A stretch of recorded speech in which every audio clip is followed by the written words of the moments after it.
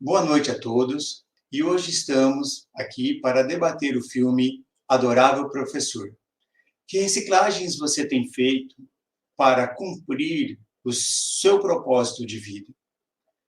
Se você quer saber mais, fique conosco, que o vídeo debate, que o Cine Debates está só começando. Vamos para a nossa vinheta.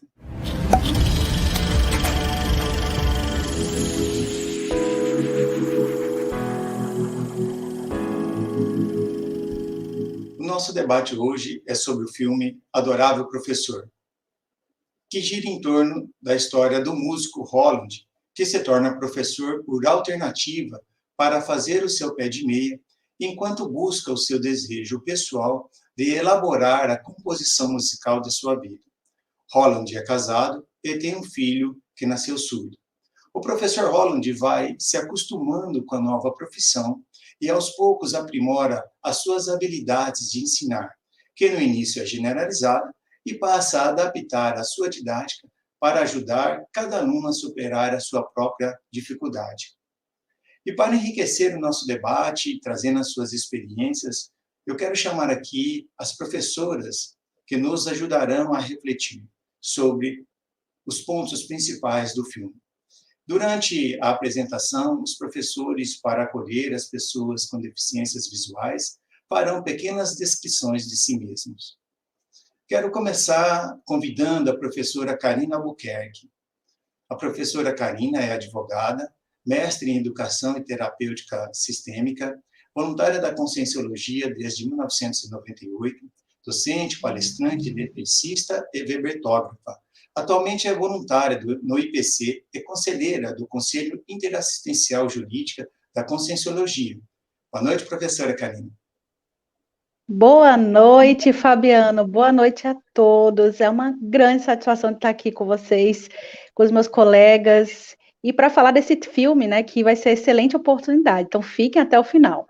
E aproveitando para me descrever, eu sou mulher, pele clara, tenho os cabelos longos, da cor castanha, uso óculos, estou usando aqui batom vermelho, estou com uma encharpe cor marrom, e uso uma blusa cor laranja. Atrás de mim tem um banner do IPC. Então, fiquem até o final. Sejam todos bem-vindos. Seja bem-vinda também, professora Karina. Muito obrigado. Quero chamar agora a professora Edelar Proman. Ela é coach e musicoterapeuta, com especialização em didática da musicoterapia em Buenos Aires, voluntária do IPC desde 2005, tenepsista desde 2010 e docente itinerante desde 2012. Boa noite, professora Edelar. Boa noite, Fabiano. Boa noite, Karina. Boa noite a todos que estão aqui nos assistindo agora. Sejam bem-vindos. Eu também vou me descrever. Eu quero agradecer isso, antes de começar a minha descrição, agradecer o convite dessa equipe para participar desse Cine Debate. Então, eu sou clara também, tenho cabelo curto, castanhos, olhos castanhos. Estou usando também uma echarpe colorida no meu pescoço e uso uma roupa bordô. Sejam todos muito bem-vindos para o nosso Cine Debate. Muito obrigada, professora Edelar. Seja bem-vinda também.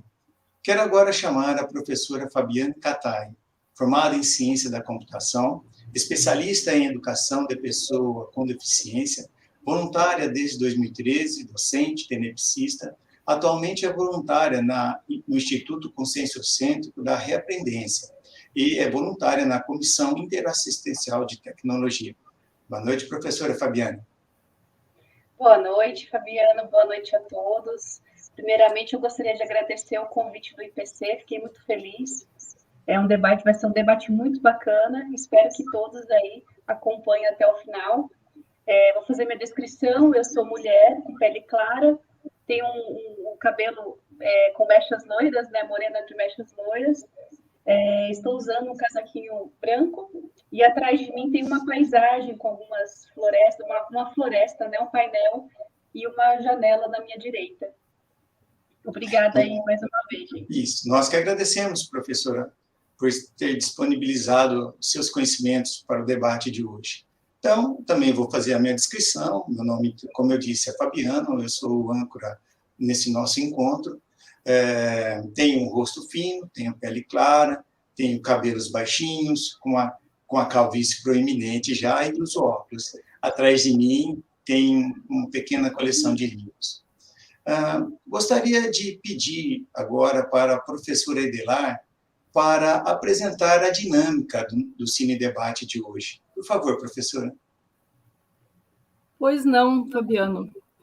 Eu quero alertá-los que não será uma simples avaliação de um filme, nem uma crítica, né, de um filme, mas sim uma avaliação mais profunda, mais cosmoética, mais com discernimento, porque nós vamos trazer aqui o filme para o viés da conscienciologia, essa nova ciência que veio para ficar no planeta.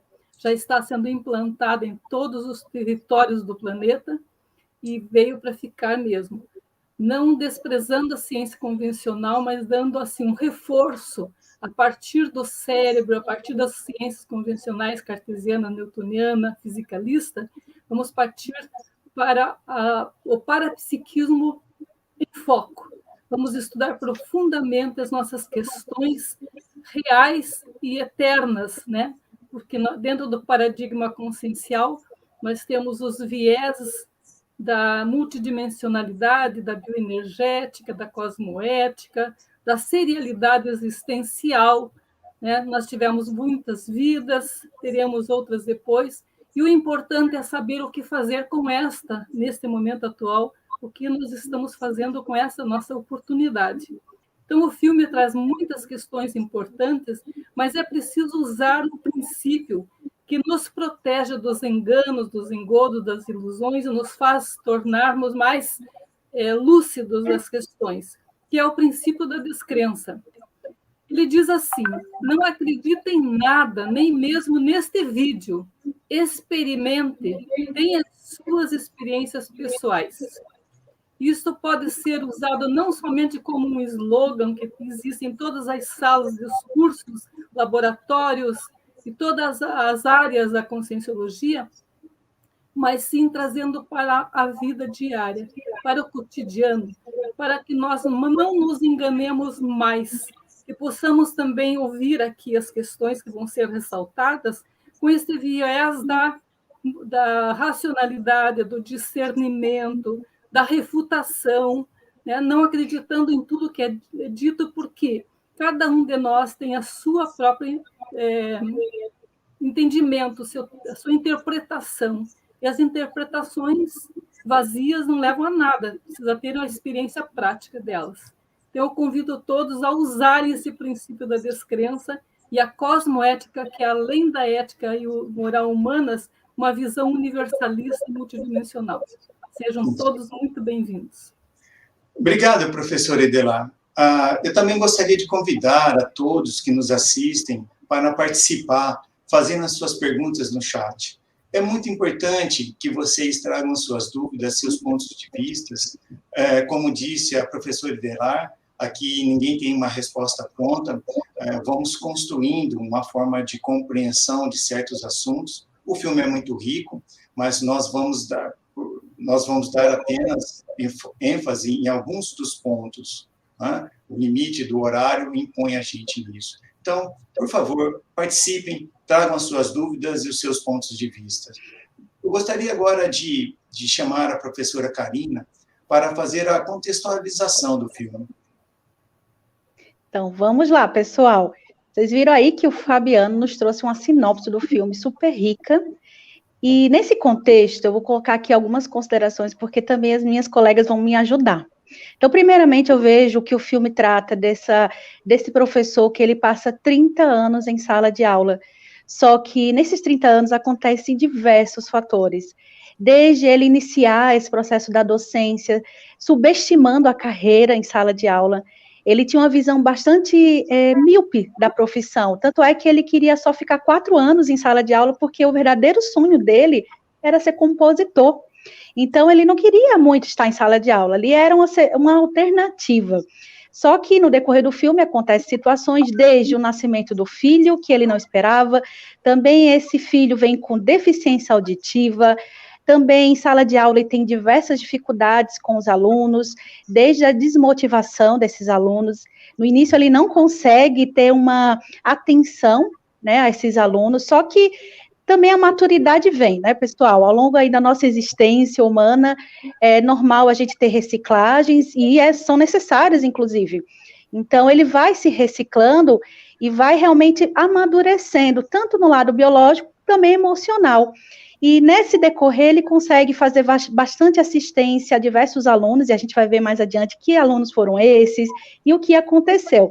Mas também ele consegue fazer uma assistência ao filho, porque ele não consegue no início, ali, principalmente os 15 anos, durante 15 anos, ele não consegue interagir com esse filho, ele não consegue se comunicar com esse filho, porque no entender dele, tem essa deficiência auditiva, ele não consegue estabelecer uma interação. Só que a gente vai ver que acontece uma situação específica em que esse filho consegue se comunicar com ele, e consegue estabelecer o que ele quer, o que ele espera desse pai. E aí cai a ficha, né? Para mim é um ponto de viragem evolutiva, é quando ele consegue entender a necessidade do filho, porque ele até é um bom professor, só que em casa ele não é, tem uma incoerência aí, né? Então, acho que também uma outra questão é a cereja do bolo, eu vejo que é no final, porque ele passa 30 anos em sala de aula e devido a uma condição de demissão, ele não vai ter mais a disciplina de música na escola, então ele é demitido. E aí os alunos das turmas anteriores dele fazem uma sinfonia a partir dessa composição que ele passa 30 anos estudando e trabalhando. Então, eu vejo assim que o filme é riquíssimo em falar de interassistência, em falar de programação essencial, principalmente, pessoal, vocês que estão aí nos assistindo, pensar assim, que benefícios a nossa profissão a gente pode tirar proveito.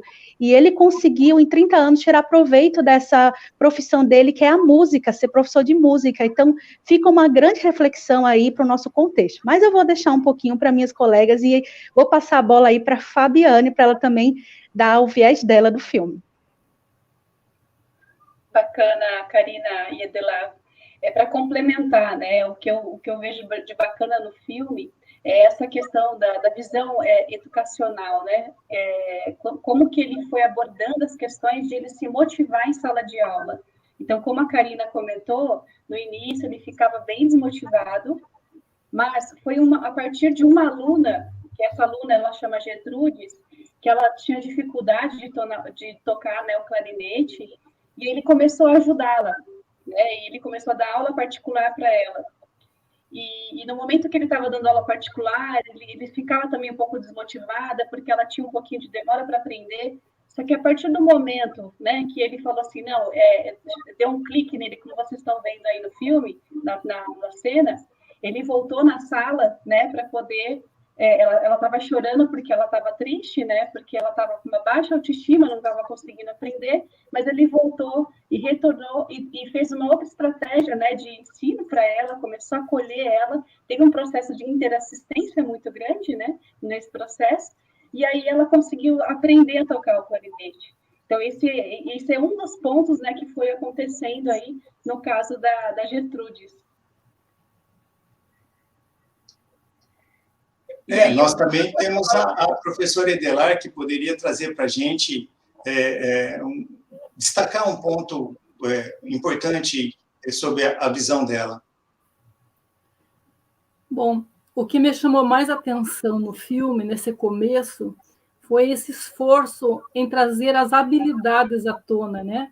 Em detrimento às dificuldades, esse professor ele fez uma avaliação de cada um deles. Ele já estava desanimado, mas ele começou a perceber que todos poderiam ter uma possibilidade diferente de se desenvolver e chegar a tocar na orquestra. Então, ele trouxe para cada dificuldade um método específico de inclusão. Ele começou a trazer essas pessoas, esses alunos, para ele. Em vez de ele ficar criticando os alunos, achando que eles estavam desanimados, tal, ele buscou estratégias. Então, ele teve que fazer uma reciclagem com ele mesmo, em primeiro lugar, para depois poder ajudá-los. Então, é sempre assim, assistência primeiro para nós, para nos fortalecer e podermos ajudar com mais discernimento. Então, o caso do moço que tinha muita dificuldade, todos eles tinham, né? Mas ele tinha dificuldade, inclusive, com o ritmo. E como nós sabemos, dentro da estrutura da música, ela é formada por ritmo, melodia e harmonia, e cada um desses elementos da música serve para ser utilizado como técnicas de desenvolvimento pessoal. E o ritmo foi o que ajudou a organizar o caos que ele vivia. Ele não tinha ritmo na vida, ele era desconectado, né? E esse senso rítmico que o professor ajudou ele a desenvolver lhe deu autoestima, autossegurança e a eficiência de poder acompanhar com o instrumento e ser incluído no grupo todo. Ele estava assim, desprezado, achavam que ele não tinha mais condições, e foi um resgate desse aluno, da autoestima dele, da emocionalidade dele controlada. Então, foi muito linda essa lição que eu percebi. Professor Edelar, gostaria de aproveitar o gancho da sua fala e colocar aqui um ponto que eu também achei bastante importante, é nós refletirmos do que o filme traz a respeito da dinâmica entre arte e música. O conhecimento popular, convencional, comum, é de que a arte é só diversão, só passatempo, né? Mas a gente tem muitas coisas para refletir em torno da arte, especificamente a musicoterapia, a terapia com música e a música terapêutica. Você poderia trazer um pouco das suas experiências a respeito do caminho da música, desde a alienação até a questão consciencial que a música pode ser utilizada? Sim. Os grandes estudiosos sobre a música, as frequências musicais, a estrutura da música, a importância da música nas culturas do mundo todo, desde a antiguidade, mostram que a música está relacionada à nossa comunicação com a vida em geral. Nos primórdios da humanidade, nós temos na história relatos de que os homens, para se comunicarem com a natureza, que os assustava, os trovões, os raios, que eles atribuíam a serem entidades espirituais ou deuses da natureza, então eles achavam que esses ruídos, esses barulhos, eram uma represália ou para assustá-los mesmo. Para acalmar esses deuses, entre aspas, eles criaram os instrumentos musicais para se comunicar.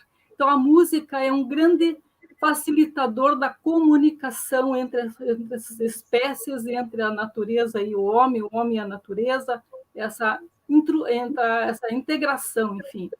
E a musicoterapia tem como foco principal abrir os canais de comunicação da pessoa consigo mesma e dela com os demais. E essa comunicação também traz a cultura de cada povo. Nós vemos que várias etnias têm suas músicas, nas quais eles se expressam através delas. Então, a música não é simplesmente criada para a diversão, para a distração, para festas e gozos, né? A música tem um papel terapêutico muito importante nessa abertura de canais de comunicação. Através das frequências musicais, a música, na sua estrutura toda, com o timbre, a intensidade do som, a altura, né? E os instrumentos musicais, atinge, sensibiliza e faz ressonância em cada parte do corpo. Então, ele pode ser usado para facilitar, por exemplo, uma terapia, como a massagem, pode ser colocada uma música de fundo, nos berçários, colocada música funcional nas empresas, nas escolas, para facilitar o desenvolvimento pessoal e profissional. Ela tem especialidades, né? Nós nos formamos numa faculdade e depois vamos nos especializar em alguma aplicação prática das técnicas da musicoterapia, que é diferente de se divertir e daí diferente da aplicação da música sem a técnica. É bem interessante essa consideração, inclusive, da Edelar, porque me recorre aquele princípio que é de a música ser a linguagem universal primária, né, Edelar? E com relação a esse princípio dessa música, a gente percebe que a música ela consegue poder ser um recurso energético, a gente consegue, através da música, fazer conexões até com pessoas, com dimensões, a gente consegue interagir com a música. Eu até me recordo que existe um verbete da Conscienciologia, então eu até indico para vocês, que é recurso musicoterapêutico. Vale a pena assistir e ler esse verbete, porque ele é riquíssimo para a gente refletir sobre os benefícios da música. Como a Idela falou, e ela é musicoterapeuta, a música ela consegue ser realmente um recurso ali terapêutico no nosso dia a dia. Eu vejo até situações em que a música ela consegue desbloquear chakras, ela consegue ter uma influência no nosso holossoma. Me recordo também dessa questão que a gente fala de inteligências múltiplas. E dentre as inteligências múltiplas, nós temos a inteligência musical. Tem pessoas que têm um desenvolvimento de inteligência musical surpreendente. Então, vale todos nós aí, principalmente vocês que estão nos assistindo, nos falar o que vocês têm percebido desses benefícios da música no seu dia a dia, né? Vocês estão mais voltados para a música, digamos, homeostática ou a música bélica? Porque também existem, né, a música bélica, nós temos aí o radiotismo musical, então é importante também a gente estar bastante atento, né? Então aqui, na abordagem do filme, a gente percebe que esse professor de música, ele consegue tirar proveito pela música, utilizando a assistência aos alunos. Então, a própria Fabiane colocou aí, né, da Gertrude, mas a gente também tem o Louis House, que ele tinha essa dificuldade de aprendizado. Mais para o final do filme, a gente tem aí uma aluna, que ela é a Rowena, e essa aluna, pessoal, ela tinha realmente um talento musical para cantar. Só que vejam só, devido a uma condição ali, os pais dela queriam que ela conseguisse, continuasse ali a carreira da própria família, que era na área ali de um restaurante. E quem ajudou a ela se reencontrar e principalmente bancar esse talento foi esse professor. Tem um momento do filme, como vocês estão vendo aí, que ele dá aí a reflexão para ela, de que ela tem esse talento. E, para mim, isso mostra muito o viés do professor, que ele ajuda o aluno a sair da zona de conforto. Então, fica uma reflexão de como a gente utiliza nosso ofício, a nossa carreira, a nossa profissão, para sair da zona de conforto, para ajudar as outras pessoas. Então, eu vejo aí, colocando a pergunta, voltando à pergunta do Luiz, a arte, a música, ela é muito importante. Até também trago uma dica aí de um outro filme que é baseado em história real, que é Bem-vindos a Maui, que é exatamente baseado numa história de uma arte que ajudou num trauma de uma pessoa. Então, quer dizer, pessoal, a arte, ela é interessante sim. É claro que a gente tem que ter lucidez para não ir só para o lado psicossomático, porque o psicossomático, a parte das emoções, é importante a gente trabalhar, sim, mas o recurso musicoterapêutico, ele também pode aflorar o nosso mental soma e nos fazer desenvolver vários atributos mentais somáticos. Então, fica essa reflexão aí para vocês, inclusive nos falem aí no chat o que vocês estão achando disso tudo que a gente está falando. É importante também a opinião de vocês. Professora Karina, o Luiz Fernando Santana, de Uberaba, ele coloca essa situação aqui, essa questão, esse pensamento, né, para reflexão. A música atinge o emocional e o racional. Ela ajuda também? Olha, eu até considero aqui, a partir do que eu venho tendo como experiência, assistindo também esse filme, eu penso que a música, ela tem um efeito emocional, que a gente chama psicossomático, mas também, Luísa, ela tem esse efeito também de ajudar, por exemplo, na concentração mental. Tem músicas homeostáticas, sadias, que ela consegue nos fazer até voltar a ter um senso ali de equilíbrio, de racionalidade, de concentração mental. E eu quero deixar bem claro, isso é uma opinião pessoal, a música, a gente também tem que observar que a parte emocional é muito importante. É muito importante a gente entender o nosso emocional. Agora, também é importante a gente não ir para o emocional instintivo, o emocional que a gente fica ali só aflorado na parte mais, que a gente chama, né, atávica até. É importante também a gente desenvolver esse lado dos sentimentos elevados, e os sentimentos elevados a gente consegue desenvolver pelos atributos mental-somáticos, Luiz. Então, a música, ela é um recurso que, ao meu ver, ela consegue caminhar entre esse binômio psicossoma e mental-soma. E, se bem aproveitada, a gente consegue aí, digamos, tirar bom proveito. Mas eu vou deixar também as nossas colegas também poderem dar as contribuições dela, que eu acho que vai ser bem interessante. Eu gostaria de complementar uma questão assim, que vocês estão falando, né, sobre a música. Eu vejo que a música, ela é um meio, né? Ela não é o fim. Então, o que acontece? Ela é um meio para a gente fazer algo, para a gente fazer assistência para nós e para o outro. Então, veja no exemplo do filme, né? O Mr. Holland, ele gostaria de ser compositor, ficar trabalhando só com ele, né? E aí, no caso, a vida começou, né, a dar outro caminho. Então, ele começou a dar aula. Então, veja a situação, né? Ele dando aula, ele usou a música como possibilidade de assistir muito mais pessoas. Então, isso que eu acho bacana, né? A gente usar esse recurso da música, mas para a gente ver como que a gente vai usar isso, de que forma.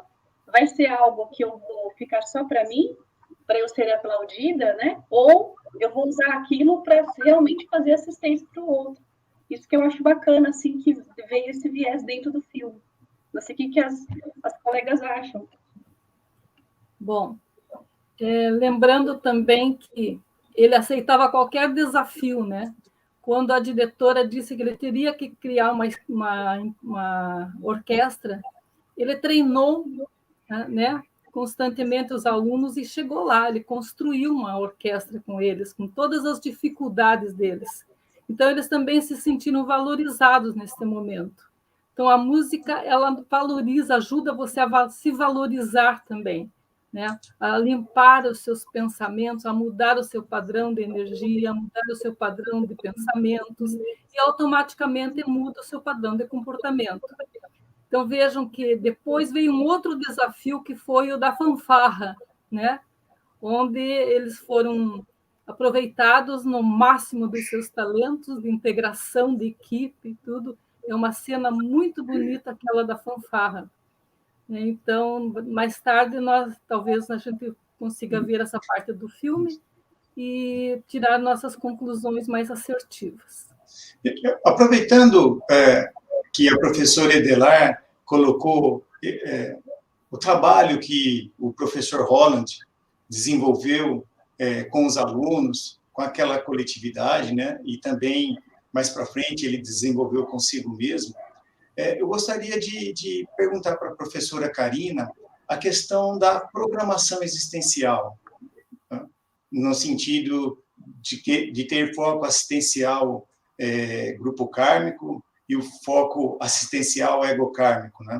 E é nesse sentido também a pergunta do professor de Conscienciologia, que eu conheço, Joaquim Célio, de São José do Rio Preto. Ele coloca assim: o que é programação existencial e como podemos perceber esse tema no filme? Excelente pergunta, Fabiano e Joaquim. Esse tema da programação me interessa muito, e esse filme a gente consegue perceber aí, claro, é uma suposição, né, de que esse professor, ele adentra aí na sala de aula aos 30 anos de idade, e bastante assim, eu chamo que ele estava tateando, ele não sabia que a sala de aula talvez pudesse ser o campo de assistência dele, do propósito de vida dele. Quando a gente fala de programação existencial, Joaquim, e também aos demais que estão nos assistindo, a gente chama assim, que nós, ao ressomarmos, algumas dessas pessoas, alguns de nós, temos um propósito de vida ali que foi programado. Ou seja, a gente estava ali no extrafísico, programando a próxima ressoma. O que a gente precisa fazer nessa próxima existência? E, claro, numa suposição aqui desse filme, a gente pode colocar que esse professor, pode ser que ele tivesse essa programação de vida dentro da sala de aula.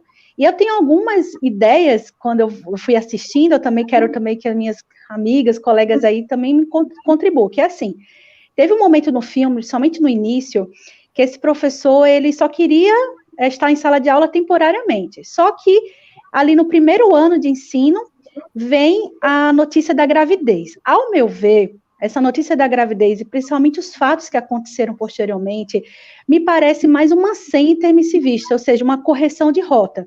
Esse filho, ele vem, talvez, com esse propósito de ajudá-lo a corrigir essa rota dele, porque se ele não tivesse ressomado ali numa suposição, talvez esse professor não ia ficar em sala de aula por muito tempo, porque essa era a proposta inicial dele, ele só queria ficar 4 anos em sala de aula. Ele queria compor, ele queria viver de música, tanto é que ele fala, eu quero ganhar dinheiro e viver da fama da composição. Ele tinha um viés só materialista, pessoal. E quando esse filho vem, mudou totalmente a estratégia de vida dele como família, como professor. Ele começa de fato a olhar a sala de aula, que é de fato o ganha dele, o ganha-pão, a tarefa dele de vida. E ao meu ver também uma questão muito séria dentro da programação existencial nesse filme é ver assim, o lado egocármico desse professor, ele voltado só para ele só via o que eram os ganhos para ele, o que seria importante para a vida dele. Ao longo do filme, esse professor ele vai reciclando. E essas reciclagens fazem com que ele consiga perceber que a sala de aula e esse campo da docência é muito mais do que apenas esse momento temporário. Tanto é que ele fica 30 anos em sala de aula. E o que é mais sério também, Fabiano, é que nessa programação assistencial a gente percebe que ele faz muitas reciclagens. A própria Edelar falou aí, várias reciclagens que ele fez, a interassistência que ele faz em sala de aula. E tem uma cena no filme que eu acho muito importante, é quando ele começa, de fato, a interagir com esse filho que tem deficiência auditiva. A recomposição que ele consegue fazer, inclusive incluindo o filho nessa profissão dele. Porque até então ele só utilizava ali a profissão dele de professor de música para os alunos. Ele não incluía o filho. E aí, em determinado momento, ele inclui o filho e consegue fazer toda uma reconciliação. Então, quer dizer, ele passa 30 anos em sala de aula, ao meu ver, ele tem um completismo existencial que a gente chama de complexes. No final da vida dele, aquela tal composição acontece, pessoal. Tanto é que eu tenho uma ideia de que a assistência, ela está onde a consciência está. A ProEx está onde a consciência está. A programação dele de vida não era a composição necessariamente, era todo esse processo, pessoal. Então, a gente pode se observar através do filme de que a gente tem aí 30, 40, 50 anos, talvez tenhamos aqui pessoas com 80 anos. A sua programação de vida, se você tiver, foi todo esse processo. E o que você pode aprender? Então, para mim, programação existencial tem muito a ver com reciclagem. Esse filme mostra muitas reciclagens que esse professor passou ao longo de 30 anos. Então, essa é a minha deixa. É interessante a gente notar um pano de fundo que, na verdade, é muito forte. Ele é todo assistencial, né? Ele é assistencial para um grupo e ele é assistencial para a casa dele também. Gostaria que a professora Fabiane, se pudesse nos ajudar a expandir esse viés assistencial que sustenta o filme.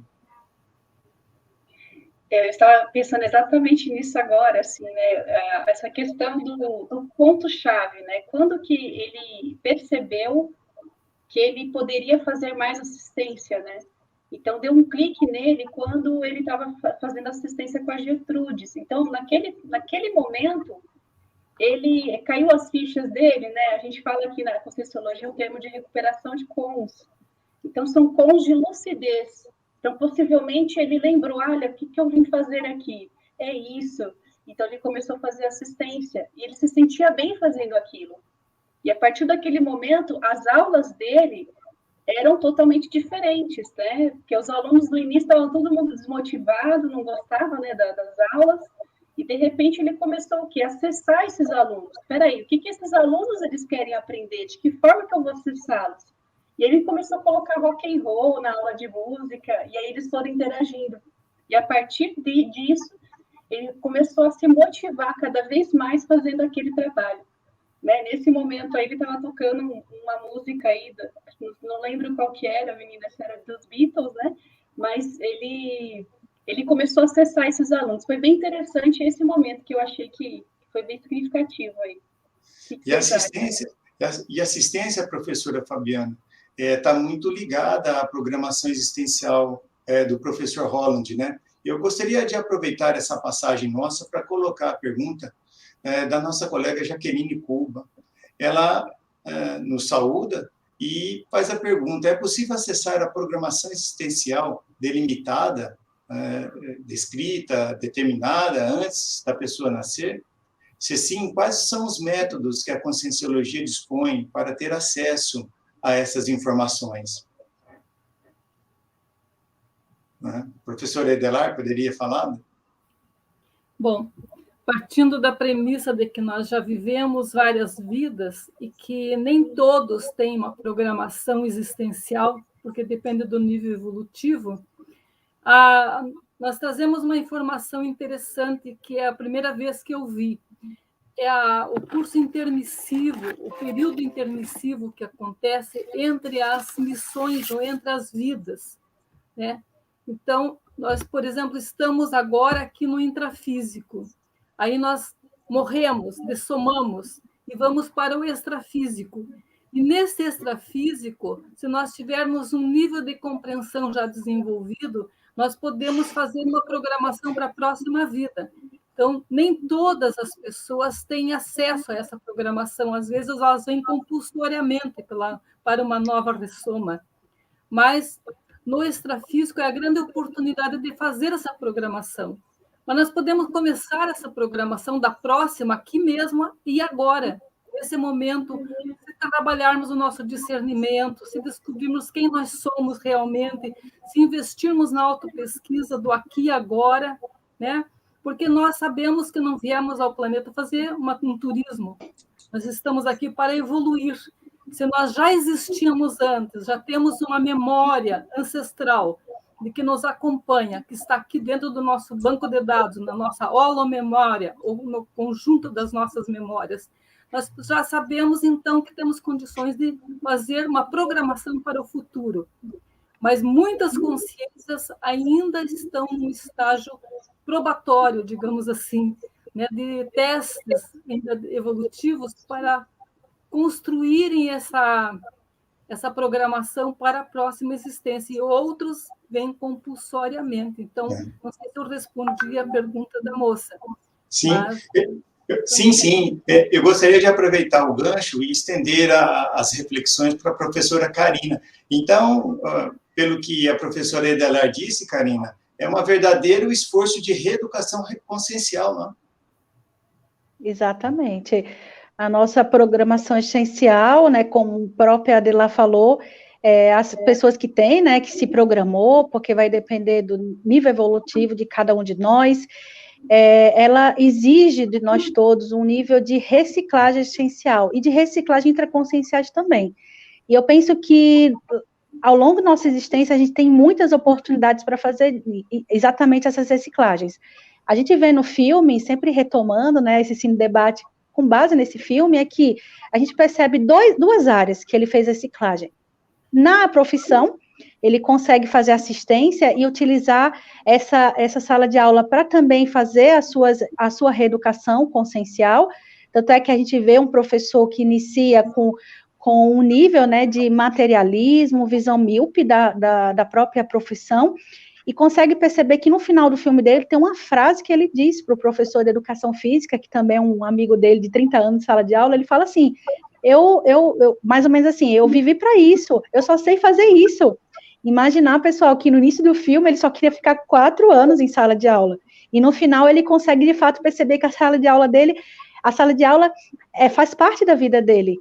E o outro campo que eu vejo que ele fez bastante reciclagem foi na família, porque ele adentra aí nesse seio familiar de uma maneira, como vocês estão vendo aí, com dificuldades com esse filho, porque esse filho, ele tem a deficiência auditiva, e ele não consegue se comunicar, e tem várias passagens no filme super interessantes, que esse filho, ele se interessa por se comunicar, mas esse pai, ele está fechado a essa oportunidade. Inclusive, nessa cena do filme, a gente percebe que ele, muitas vezes, não consegue se comunicar, erra na Libras com o filho, e a mãe, né, essa esposa, ela para mim, ela é a grande mediadora dessa relação, porque ela quer que o pai entenda, né, quer que o marido entenda essa relação com esse filho, e também medir do filho também entender essa relação com o pai.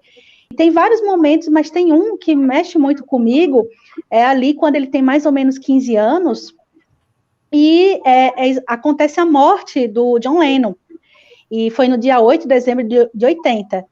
E esse pai, né, ele super abalado com a morte do John Lennon, chega em casa, e o filho querendo conversar com ele, e ele simplesmente fala, não, eu estou num péssimo dia, você não vai entender. Então, ele subestima o filho de que ele não vai entender que ele está passando por um momento, porque teve a morte de John Lennon.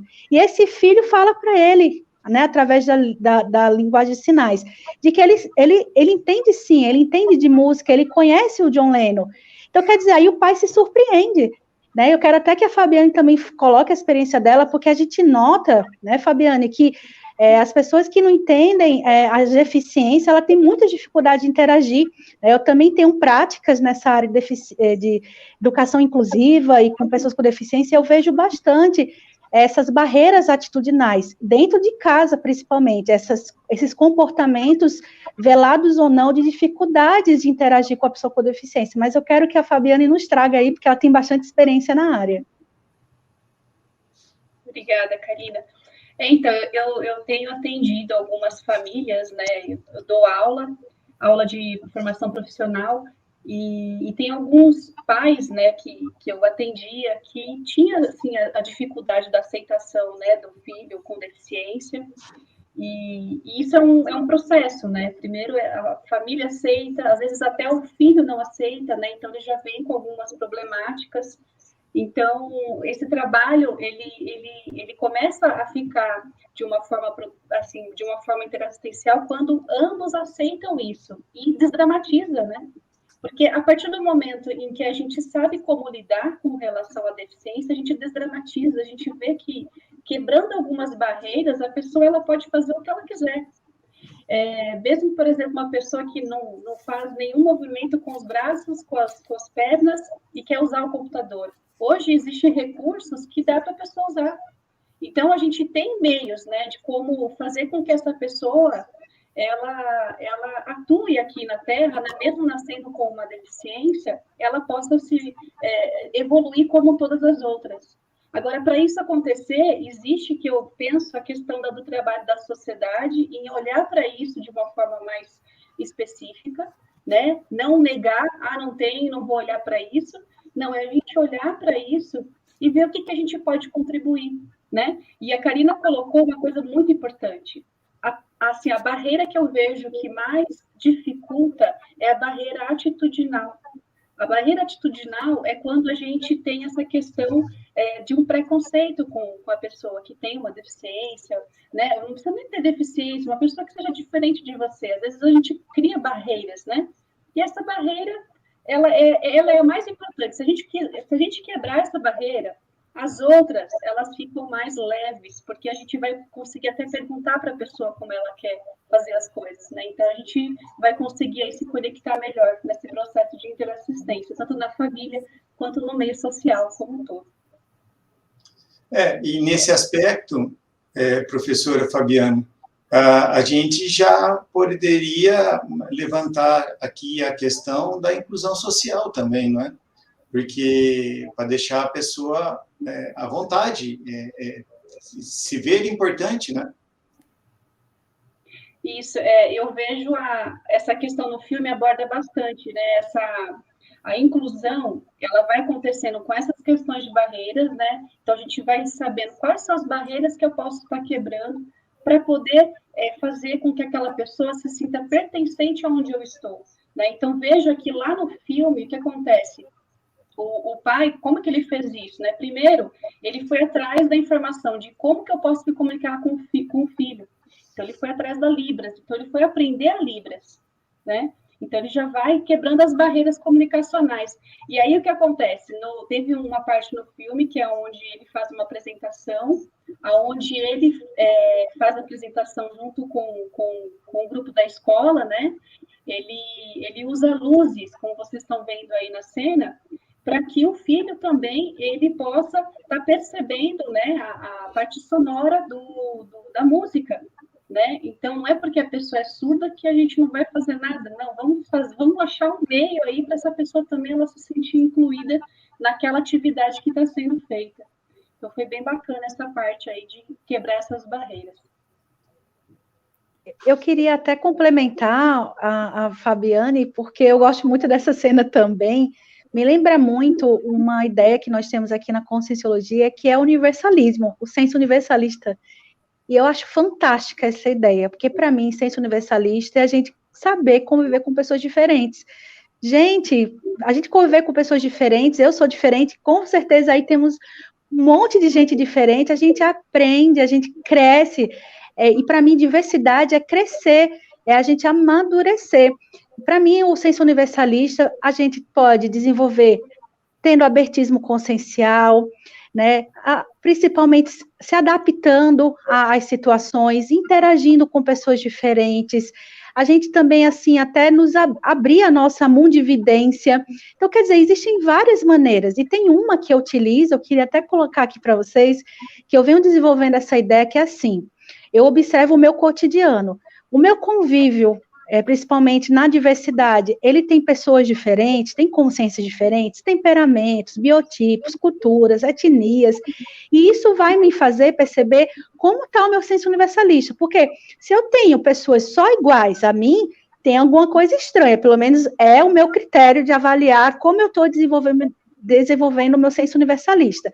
Então, fica essa ideia também para a gente poder pensar, né, de quanto a gente é realmente universalista, e universalismo é também a gente interagir com pessoas, e no caso aqui do filme, pessoas com deficiência.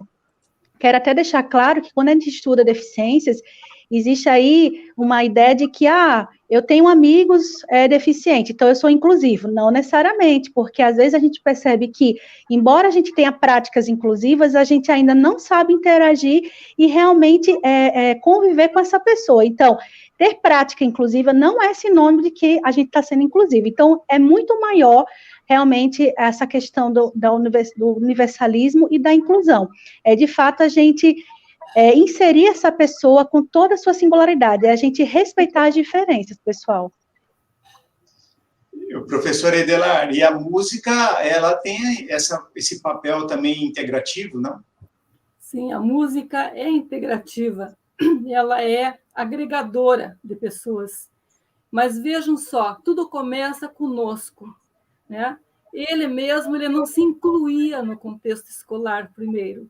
Ele não permitia isso. Ele ia lá cumprir o papel dele, corria para casa, né? Então ele não dava aquela chance de ser incluído, inclusive. Ele precisou trabalhar isso, a aceitação primeiro com ele mesmo, que ele tinha que ficar ali porque era um dever dele, moral dele, contribuir com a escola na formação daqueles alunos. E ele, então, a partir da aceitação de si mesmo, como um elo entre os alunos e as suas famílias, e nessa inclusão, que ele nem usava essa palavra, mas nós estamos deduzindo aqui. Ele primeiro se incluiu e depois ele adotou, né? Literalmente, ele adotou os alunos dentro da vida dele, para passar a ser parte da vida dele, né? Ser parte da tarefa dele maior. Não era só ensinar música, era resgatar pessoas, era resgatar autoestima, era dar uma meta de vida, era satisfazer não só o ego, mas a realização pessoal, né? Acalmar os ânimos. Então, a música, ela contribui, porque ela, por si mesma, ela já é uma construtora de valores. Ela é uma harmonizadora, ela é inclusiva, como é que a gente pode dizer? Incluir, né? Ela inclui por si mesma, ela integra as pessoas. Então, desfaz aquelas intrigas, pensamentos negativos, exclusões. Por si mesma, daqui a pouco a pessoa está se abraçando, está convivendo bem, porque a música faz esse papel. Então, veja, o sistema nervoso central é o primeiro a ser atingido, não é pelos ouvidos que nós ouvimos a música, é pelo corpo todo, pelo sistema nervoso central. Então, os sons, eles são uma linguagem, e eles nos integram primeiro, nos harmonizam primeiro, para depois contribuir para a harmonização dos demais. Então, nós temos vários vieses aí que nós podemos falar com a música nessa integração, nessa participação da nossa vida e da nossa evolução também. É bastante interessante. Esse viés musical que o professor Holland foi vendo que ele tinha para fazer esse amparo, nós podemos aqui remeter à ideia que a Conscienciologia traz do amparador intrafísico, não? O professor Holland foi um verdadeiro amparador intrafísico para os alunos se tornarem-se autoconfiantes, não? Sim, como amparador, mas também a esposa dele foi amparadora dele. Perceberam isso? Sim. Se nós voltarmos lá um pouquinho nas cenas do filme, a gente vai ver o papel de intermediadora dela entre o filho, entre ele e entre a sociedade no geral. Ela contribuiu, porque depois ela foi para a escola também aprender Libras. E por que a Libras? Porque ela é a facilitadora da linguagem, da comunicação. Então, a música facilita a comunicação em todos os setores da sociedade. Então, veja, nós funcionamos como amparadores, às vezes dentro da nossa família, às vezes uma pessoa que é rejeitada até na família, ela serve de estímulo para nós reciclarmos traços. Então, é muito importante, às vezes, o diferente no nosso meio para nos estimular o afeto, a autoestima, a socialização, a integração, a aceitação das várias circunstâncias.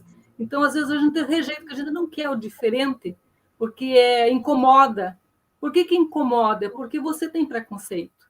Se você tem preconceito com alguém que é diferente, você não vai se aceitar também, porque você faz parte desse contexto.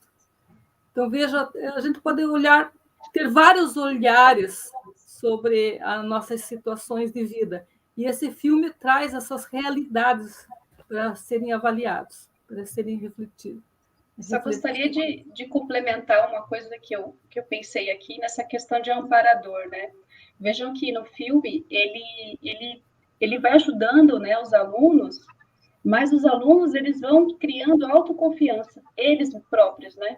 Porque o amparador, ele é a definição do amparador é que ele faz a parte tarística, né? Ou seja, o esclarecimento para que aquela pessoa ela possa avançar, evoluir, né? Ele não é, por exemplo, uma pessoa que fala assim, coitado, ele tem uma dificuldade, faz outra coisa, né? Então, não é uma pessoa que vai lá e coloca a pessoa para baixo. Ele sabe que a pessoa ela tem condições de ir para frente, ele tem a capacidade de ir para frente.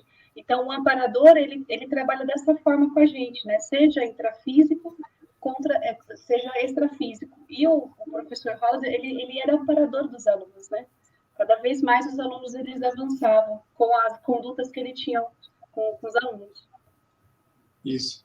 Você já respondeu de uma certa forma, a pergunta da Jaqueline Cuba, né? Existe mais de um amparador envolvido? Com certeza, né, professora Karina?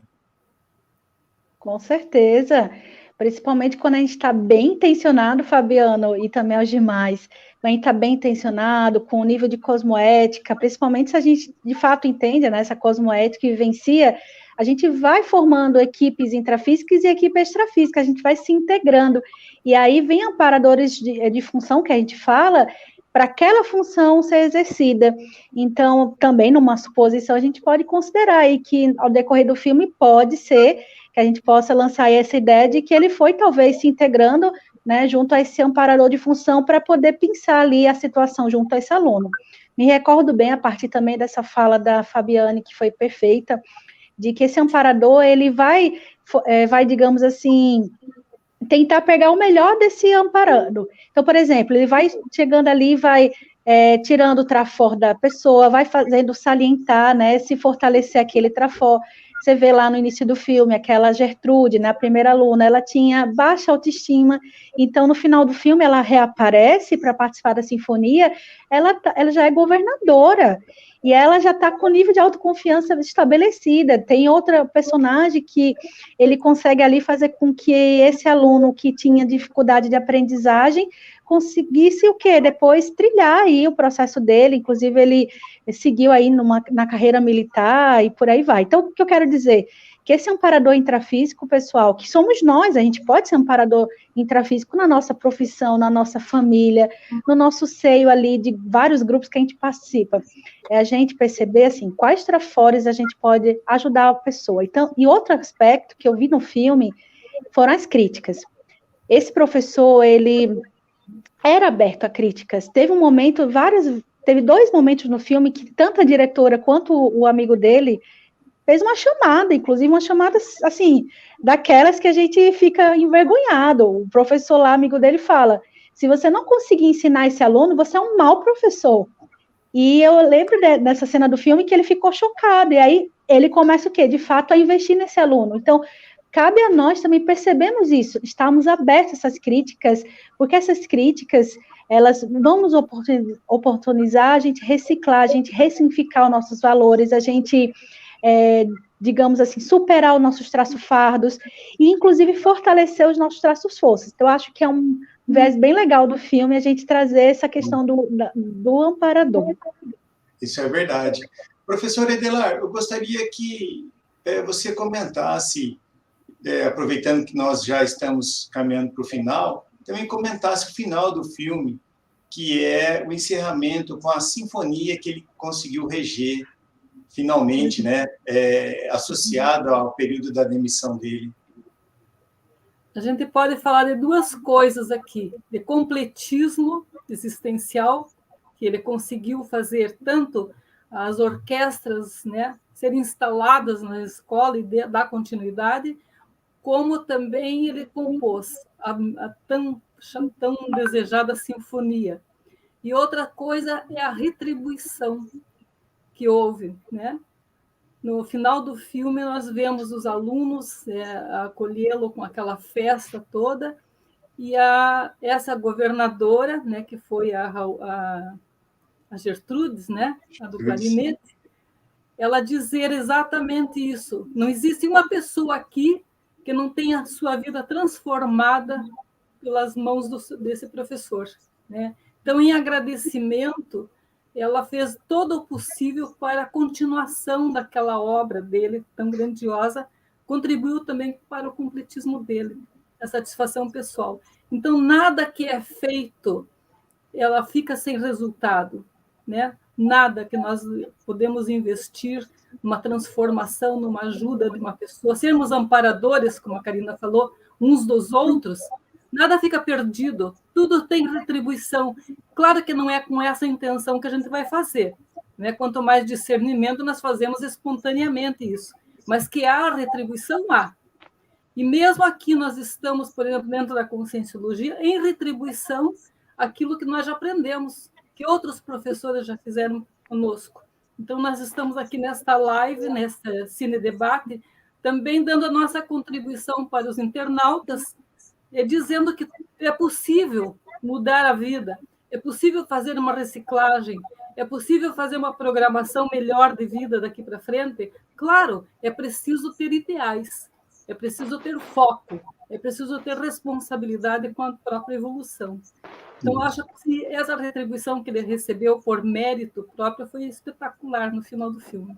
Sem dúvida. É um encerramento valoroso para uma carreira, não? Reconhecimento grupal tão importante.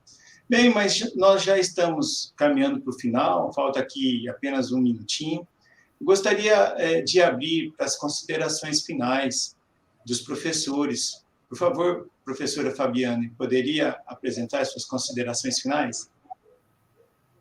Eu gostaria de salientar a importância, né, de uma sugestão, né, que vocês assistam um filme e percebam aquilo que mexe mais com vocês, né, e que vocês consigam, através do filme, né, até fazer uma reflexão com relação ao papel que a gente faz nesse mundo, né, assim, profissão que eu escolhi, se essa profissão, de fato, o que significa isso para mim, né, se eu estou mais nessa questão egóica, ou se eu estou mais assistindo as pessoas, e como que eu me sinto através disso, né? Isso que é mais importante. Então, eu convido a todos aí a assistir o filme, que vale muito a pena, e fazer uma reflexão séria sobre a própria a própria vida, né? A própria existência. Muito obrigada, gente. Aproveitar a oportunidade, né, professora Fabiana? Gostaria de convidar a professora Karina para suas considerações finais. Pessoal, assistam o filme, porque é espetacular. Eu assisti muitas vezes, porque é o meu filme que eu considero o melhor de todos que eu já assisti, e toda vez que eu assisto, eu tiro exatamente isso que a Fabiane falou. Eu tiro o bom proveito naquele momento evolutivo. Então, a primeira vez que eu assisti esse filme foi em 2013. E de lá para cá, toda vez que eu assisto, eu tiro uma reflexão diferente. Recentemente, por causa desse debate, tirei outras reflexões, porque eu estou em um momento evolutivo diferente. Então, eu percebo assim, assistam o filme, tirem proveito dele, pensando no seu propósito de vida, nas reciclagens que você pode fazer. Que eu tenho certeza que quem está aberto à reciclagens vai tirar um bom proveito e reflexão desse filme. Então, fica aí a dica. Muito obrigado, professora Karine. Professora Edelar, poderia trazer as suas reflexões finais? Bom, eu primeiro quero agradecer às minhas colegas, a você, Fabiano, por esse momento sine qua non, inédito, singular, importantíssimo, porque nos fez refletir juntos. E nós formamos um campo assistencial aqui, interassistencial, muito produtivo.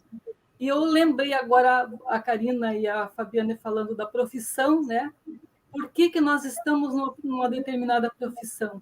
Aí caiu uma ficha também, por que eu estou como musicoterapeuta neste momento? E por que eu vim numa live de um filme sobre música falar de musicoterapia?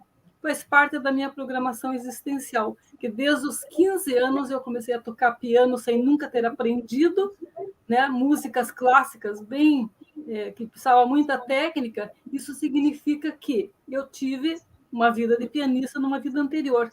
Então, vale a pena pesquisar quem sou eu, qual é o meu papel nessa humanidade, nesse momento aqui do planeta, né? Como que eu vim parar nessa cidade, com esta família. Então, é autoconhecimento, a nossa autopesquisa é que vale. Claro que as outras são referências para nós, né? Mas nosso investimento na nossa autodescoberta, na nossa autovalorização é fundamental. E esse filme mostra justamente isso, né? Quando ele começou a entender o processo dele, é que ele fez a grande transformação e teve a satisfação, né, de ver aqueles alunos se transformarem também em vidas melhores, né, para eles e para as famílias. Então, é muito Muito obrigada, professora Edelar, pelas suas palavras. Eu quero agradecer a todas as 3 professoras por ter trazido as suas experiências e os seus aprendizados e contribuído para o debate. Gostaria de agradecer aos internautas as participações que honraram as nossas presenças aqui. Gostaria também de convidar a todos a acompanhar a nossa programação institucional, em especial o Cine Debate, que vem ao ar a cada 15 dias. Então, boa noite a todos e um ótimo final de semana.